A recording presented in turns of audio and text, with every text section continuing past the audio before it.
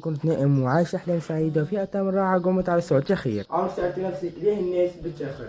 طبعا هذا بسبب ضيق مجرى الهواء أثناء النوم، مما يسبب اهتزازات في الأنسجة الرخوية في الحلق والأنف. هذه معلومة أغلب الناس يمكن ما تعرفها، معلومة قليلة من معلومات هذه الحقيبة.